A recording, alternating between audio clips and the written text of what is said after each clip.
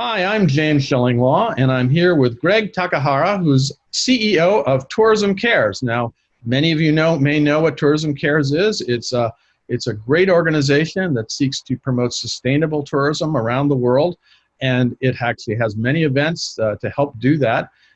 Some of them, of course, have been canceled recently because of the COVID-19 virus, but we're going to talk to Greg about that and a whole lot more about where Tourism Cares is going in the future, and you'll find out all about that and more on Insider Travel Report. Now, first of all, Greg, how are you and where are you? Well, James, I'm doing well, thank you. Obviously, your recovery is well chronicled, and yeah, I know I'm becoming the most famous COVID patient in travel. That's as they said, what I do for journalism. I got COVID, right? Well, I'm glad to see you back on your feet, and I think for the rest of us, we count our blessings, right? That we're doing well and healthy. I'm here in the Boston area where Tourism Cares is headquartered. Now, let's talk a little bit about the mission and role Tourism Cares plays in the travel industry today, and we'll get at how that mission may have been altered with this current pandemic. But let's just give our viewers a little sense of what Tourism Cares is all about. Sure. Tourism Cares, its mission is to unite the travel industry and use its positive impact to help people and places thrive. So, from that standpoint, even with the pandemic today, in 2020, we've issued $70,000 in grants to organizations in need throughout the world. So we continue to, fulfill that mission. But as you mentioned, a lot has changed due to the pandemic. Yeah, let's talk about that. I mean, how has that mission been altered, if at all? I mean, hopefully, it'll get back to whatever the new normal is. And I guess the other question is, has sustainable tourism suddenly sort of taken a back seat as we all focus on the pandemic, or as we do know, it's more important than ever? Right. Well, just to address the first part, I think that, in terms of what's changed due to the pandemic, when we say unite the travel industry, a lot of our uniting is in person, through in-person convenings at our meaningful travel summits. And as you mentioned, those have been postponed due to the pandemic, and we've chosen to go, the virtual or online route. We recently participated in the Great American Roadshow that was powered by TravPro, and recently and upcoming, we will have our virtual summit in September. But when you talk about, the pandemic and its effect, on the issue of sustainability, I think it's more important than ever. And that's in part because I think what we've seen is the pandemic has brought this industry to its knees. And, I have always championed the fact that the industry has been tremendously resilient. And I think what we found is that we're not as resilient as we thought we were through this lesson. So how can we build back stronger? How can we ensure that we will be resilient for the future? And that's really what sustainability is all about in terms of securing the right balance. Well, you're absolutely right. And I do think, we sort of get tunnel vision when we have a crisis like this, and we all focus on COVID. And in the end, it is part of sustainability. It is intimately involved with what's going, on in the world. And again, you said it's brought this industry to its knees, but we've never seen anything like this before. We thought we had with 9/11 and maybe a recession.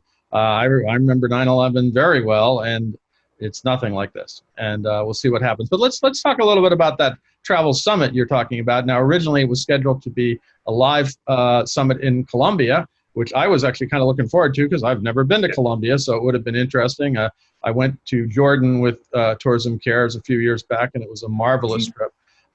What exactly, how is this event now going virtual, and how will that work?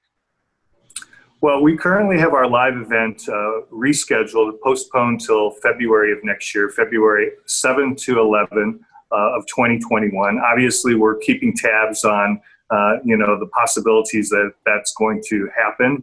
We remain optimistic. And that will be in Colombia, right? That will be in Colombia, yes. It will be in Medellin, and it is a by application event. Unfortunately, we have to limit it to about 50 or 60 individuals. So we do an application process. So for those who are interested, they can apply through our website. But with regards to the original dates in September, we're having a virtual summit, as you mentioned, September 15th, once again, powered by TravPro. And we're fortunate that we're going to be able to use Colombia as an example to talk about sustainability, to talk about conservation tourism. We're actually going to bring 15 local community organizations from Colombia to represent themselves live through what we call a social enterprise connector. So this will give the audience a great opportunity to focus in on how to work with social enterprises, be it in Colombia, as using it as an example, or really anywhere else. As you know, we built out a meaningful travel map that featured 12 different social enterprises in Jordan when we did our event there. No, and that was absolutely amazing, and it was really wonderful to see some of those enterprises as we traveled around the country. Really a whole different way to travel. And but yeah, so this will be a virtual event on September 15th, right? September 15th, and it's free to all, and we look forward. We're going to have Costas Chris speak on our opening panel. It's going to be moderated by Afar Live, and we're looking forward to having one and all join us. I think that this has been one of the silver linings of the pandemic, is that virtual events allow for greater opportunities for education, and it really opens up to a much larger audience than we would ever been able to have.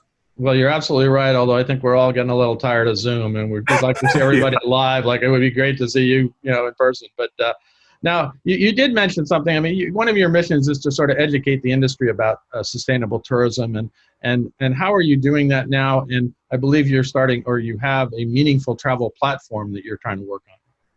Yeah, absolutely. The Meaningful Travel Platform is kind of the, I guess you could call it the next iteration of our original Good Travel Advisors program or platform, which was essentially produced for frontline travel advisors to give them a primer on responsible travel. So this Meaningful Travel Platform actually extends it to other segments of the industry. Really, it's meant for all travel professionals. And again, one of the silver linings of the pandemic was that we were looking initially for that to be a members only benefit, but we opened it up to really just the public. And I think that travel professionals have been availing themselves of that opportunity. It's been, kind of well known that everybody, having time at home can take advantage of kind of sharpening their toolkit right now. So that's another way of doing so. So we focus in on issues of sustainability, focusing in on animal welfare, carbon offsetting, a lot of different issues relevant to responsible, meaningful travel. Well, the other thing you mentioned, you were talking about the meaningful, Tourism Care's meaningful map of Jordan that when I was there, and that was when we were visiting these great sustainable tourism sites, community-driven attractions and things like that you could see. How can that help sell Jordan better in a meaningful and sustainable way, especially for my audience of travel advisors?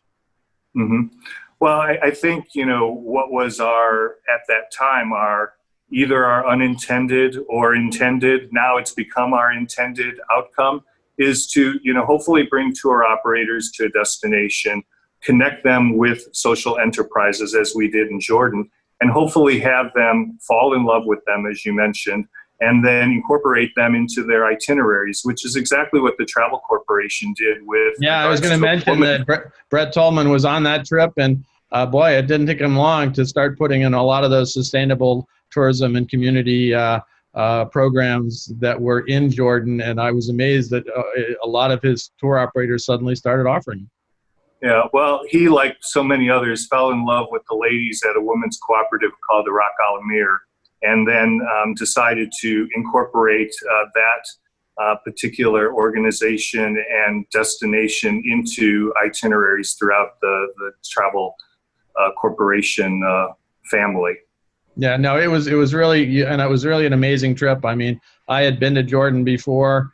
Malia asked for a visit Jordan, had tried to get me there for years, and I finally had gone for a visit Jordan Tourism Conference. And the next time I went was with you, with Tourism Cares, and it was a much more intimate trip and quite interesting. And I finally got a chance to be out in the Wadi Rum, out in the middle of nowhere, and staying in tents overnight, which is a little more rustic than you'd think. It was pretty cold out there, but we rode camels and the whole deal. But we also saw Aqaba, we saw Amman. It was just an amazing trip, and it really did give us exposure to a lot of attractions that people probably wouldn't have thought of.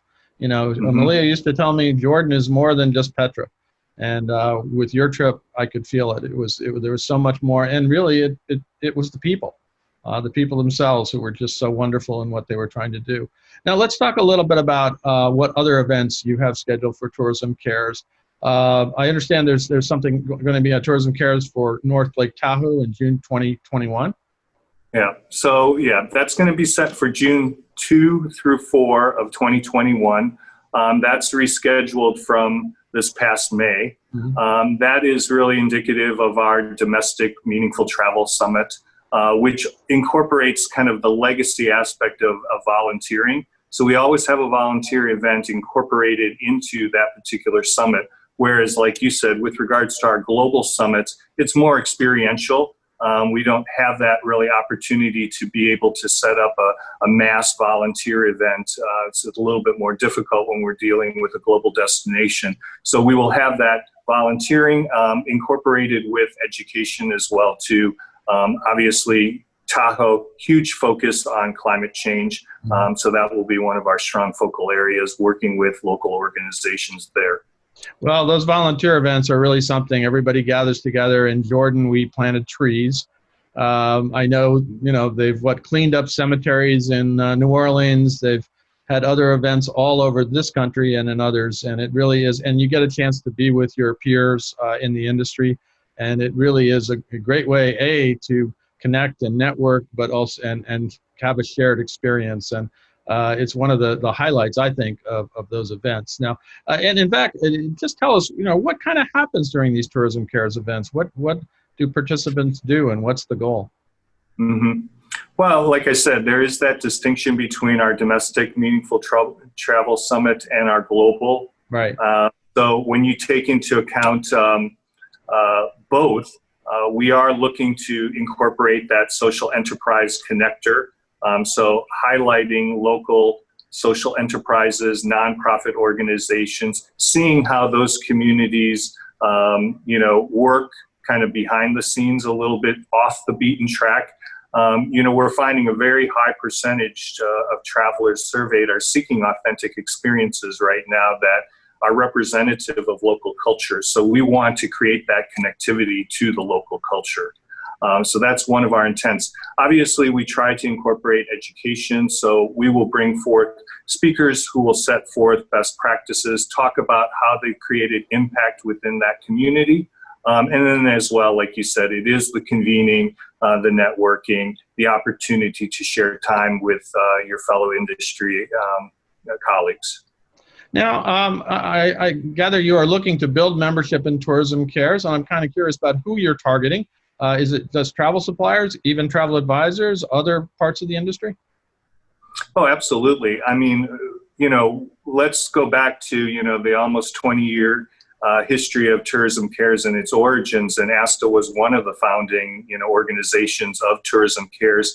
We've had really strong support from from a number of different travel advisor clients, such as Valerie Wilson Travel and Signature and Brownell Travel. So, we definitely look to build that out. I think one of the things that has kind of always been, maybe if you want to call it an obstacle, is the fact that the individual travel advisor would have to join Tourism Cares at our lowest level, which is $1,500. So one of the things that we're looking at doing is creating an individual membership for 2021, something that will entice that, that travel advisor as an individual if their particular agency, for instance, isn't supporting Tourism Cares, to support Tourism Cares individually. Well, that's a great idea, because I know many travel advisors, when they hear about this, do want to get involved. And obviously, you know, it's not just that sustainable tourism is good for everyone in the end, but also they can have these experiences where they can actually go back and help sell a country better in a more meaningful way. So it is important for them to consider membership if indeed their travel agency, a larger travel agency, isn't a member already. In fact, at the Jordan trip, I believe Zane Kirby was on the Jordan trip with me, and there were a number of other travel advisors, and it was great to see them there. So now, is there anything else you want to get out to our travel advisor viewers about Tourism Cares? Well, I think just further to your point, as far as travel advisors, I mean, Zane was with us in Puerto Rico. We anticipate he'll be with us in Colombia. I mean, the surveying obviously now has changed in light of the pandemic, but what we were already seeing pre-pandemic was, a very strong number, like 55%. Of travelers want to make more sustainable choices or want to prioritize sustainable travel in the future. A very large percentage, about 70%, want to ensure that their money goes to those local communities. Their consumer dollars stay in that destination. And as I mentioned before, talking about travelers looking and seeking authentic experience. So they want to get off the beaten track. And especially with COVID now, there's a very strong emphasis, for instance, on domestic travel because of all the restrictions and the like. So we're hoping to build out. We had some funding from the Stacknick family, which was very much appreciated. And, part of Mayflower's origination started with domestic travel. And one of the things we want to do is build out a meaningful travel map along the lines of what we did in Jordan, featuring social enterprises and local organizations throughout the United States. So this is something that obviously would be a great resource for travel advisors and for many people who are just seeking those types of authentic experiences. Well, that would be great, and especially now where we are kind of focused on domestic tourism, although these days with all these state border closures, it's kind of hard to get around too. But hopefully some of those will start to dissipate as the infection levels go down, and eventually we'll get back to selling international travel. The people over in Europe and in Asia seem to be traveling away, sadly, and sadly for us, great for them. And would love to see us all get back to doing that too. But I think a real focus on domestic right now would certainly help travel advisors. Now, where can travel advisors go to learn more about Tourism Cares and eventually, hopefully, this membership category you're talking about? Well, they can obviously go to our website, which is www.tourismcares.org. We have made a very significant effort to be more immersed within social media. So we are posting blogs both on our website and through various posts on LinkedIn and Facebook and the like. So one thing that the travel advisor community can do is obviously repost if there's anything that really resonates with them, or they can obviously give us their likes, or they can shout us out at #WhenTourismCares. The other thing that I wanted to mention too, James, is that Tourism Cares recently joined with 6 other NGOs in what's called the Future of Tourism Coalition. So I think what we're all finding is that we're going to all be better together. And that happens through collaboration. And we know that Tourism Cares, as much as we create great impact, we can only create so much impact, and especially during this time. So how can we create even greater impact? And that is through collaborating with others who really have been in our same space, working to do many of the same things that we do, but in often cases have a greater focus in some other areas that we don't. So for instance, one of the organizations, Sustainable Travel International, has a carbon offset program that we don't have. So this allows us to be able to kind of share resources and bring a strong coalition to the forefront. And so that's something we're excited about. People can go to the Future of Tourism Coalition website as well too. Well, that's great news, because I know, before all the COVID crisis happened, there really was a growing movement among travel advisors and other travel companies talking about the big issues of sustainable tourism, about over-tourism, which, of course, in the last few months suddenly became a moot point because nobody was going to be at these incredible sites, and you could go and, right now you can walk down the middle of Times Square and there's nobody there. But you could go to Rome, you could anywhere else, Paris, and there really wasn't anybody. Somebody told me a story about zipping up the Eiffel Tower right away, which is unheard of. And all these different places that are so popular, Venice always comes to mind, we're getting really over-touristed, and that had been a big issue. That combined with sustainable tourism, and now all of a sudden we kind of took our eye off it for a little while, but hopefully we'll get back and take a look at it because it is so integral to the future of travel and tourism. Greg? Right, but how often do you have that opportunity to see examples of over-tourism and then complete lack of tourism to show the extremes? And that really, I think, creates the emphasis on how do you find the right balance between the two and ensure that we don't have to go to the extremes or have to be countered with the extremes. And that's really how we build back stronger. Well, a lot of people said when they were in Venice that suddenly the water was clear, which was, I haven't seen that ever, I don't think. But we'll see what happens there. But Greg, I want to thank you for taking the time to talk about Tourism Cares, and it is a crucial organization in our industry. And hopefully you'll have this virtual event, but hopefully you'll have a live event in Colombia next year, and then the one in Lake Tahoe again. It's a great organization with those events, and it has a really important purpose in the business. Thanks again. Great. Thank you, James. I'm James Shillinglaw, and this is Insider Travel Report.